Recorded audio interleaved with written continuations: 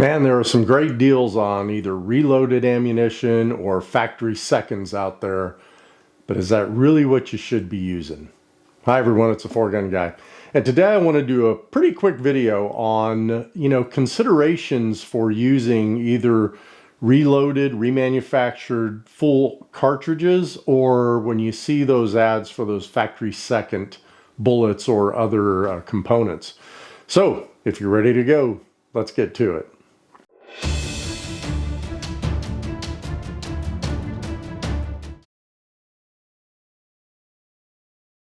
Generally speaking, I don't use any factory seconds or any reloaded ammunition unless I'm reloading it myself. So let's kind of break this down, and I'm going to use my little cheat sheet iPad here. Let's talk about reloaded cartridges first. So some things you want to consider are the primer, the powder, and the bullet, right? If they're reloading, what are they using? I'm assuming they're going to use, I don't think there are a lot of second primers out there, factory second primers or factory second powder, or I've never seen any of that, but maybe there is. Bullets though, yes, I have seen that. So when they say they're remanufacturing the cartridge itself, right? So let's say we're talking about a 6.5 Creedmoor. And I can buy the Hornady match, which I used to shoot, off the shelf, and that's factory made ammunition from Hornady, and I trusted that. I shot that in my 6.5 bolt gun and gas gun for a while when I first started out in PRS. But, a couple things there is the case, for example.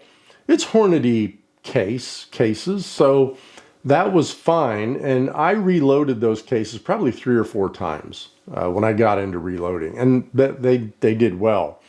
But the components themselves, if you're talking about a cartridge, other things to consider that I don't think people do are things like neck tension, right?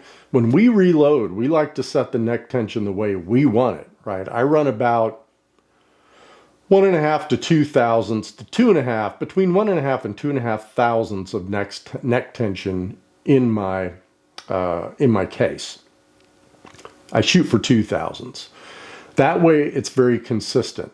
But I don't know from these reloading companies, are they running that? Is that a standard that they conform to? And I'm not saying 2 thousandths, I'm just saying whatever neck tension that they're using.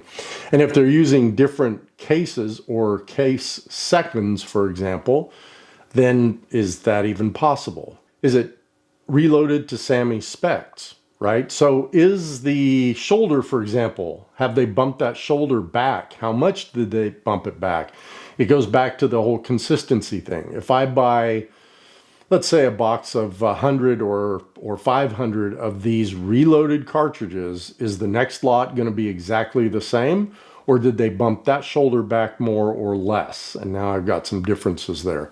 That can start to throw off our SDs, our ESs, our velocities that we have now trued our rifle and cartridge to, right, for a match and for practice. So again, that's the reloaded cartridge standpoint. Let's now talk about just the, if we're going to reload and we're going to look at second components. Well, let's talk about the component piece to this. And again, as I said before, when I looked down this list, right, as far as primers and powder go, I've never seen, hey, we've got some powder that didn't pass muster here. We want to sell it to you. I've never seen that. Same thing with primers. I may have seen that one time, but I'd never even deal with that. If you're looking at dies, bushings, stuff like that, now we're out beyond the cartridge itself to the components if we're reloading, right? We're talking about reloading now. Do I want to buy a factory second die, a factory second bushing, a factory second anything for reloading? The answer is absolutely not. I don't want to buy any equipment that didn't pass muster at that manufacturer. Now, the one thing that a lot of people buy, and I'm going to talk about that, is the bullets, right? So we see a lot of times if you look at like AmmoSeek, or some of the other larger folks that sell bulk bullets, they'll have factory seconds.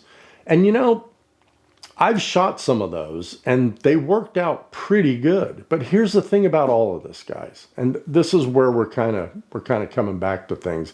And let's just go right into final thoughts, because as I said, this is going to be a short video. From a final thoughts perspective, look, you're going to practice. And when you're practicing, if you're missing, these are other things that are going to start creeping into your mind, right? Was that me? Was it the factory second bullets I bought? Was it the remanufactured, reloaded cases that I bought from this company who say they're good, who say they're great?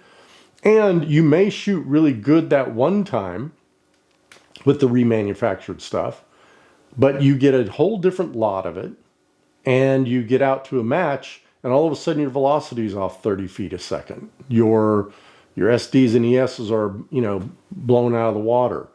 So I just wanted to do this short video to tell you, look, if you want to just plink, I think this stuff's fine, right? You can get a remanufactured cartridge. You could get some second bullets. I wouldn't go any beyond any of that. If you just want to plink around. If you want to practice, I'd say within 600 yards maybe. Okay. But if you start missing, I want you to put the I'm using not first run stuff at the top of the list of why you might be missing. That's all I'm saying. But really for PRS, if you want to compete, I would go with first run ammunition, first run components, and just make sure that that aspect of your shooting is taken care of, right? That every time you run that chronograph, you're within that 5 to 10 feet per second that you know you should be.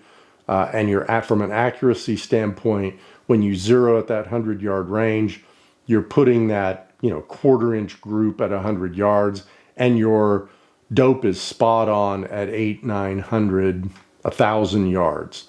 That'll give you the confidence that everything as far as that cartridge goes, whether it's off-the-shelf ammo, which, again, that's a whole different story, but production off-the-shelf ammo or your reloaded ammo is not causing you to miss that target.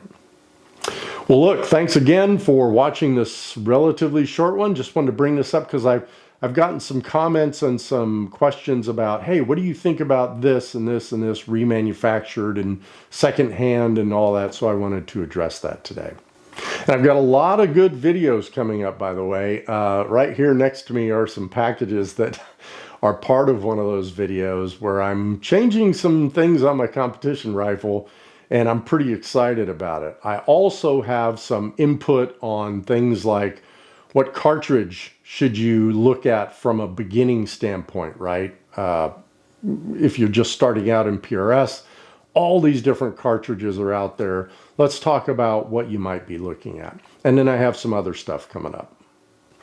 Well, thanks for watching, everyone. I appreciate the likes, comments, subs. And please ask someone else to sub. That really helps me out a lot. And until next time, shoot straight.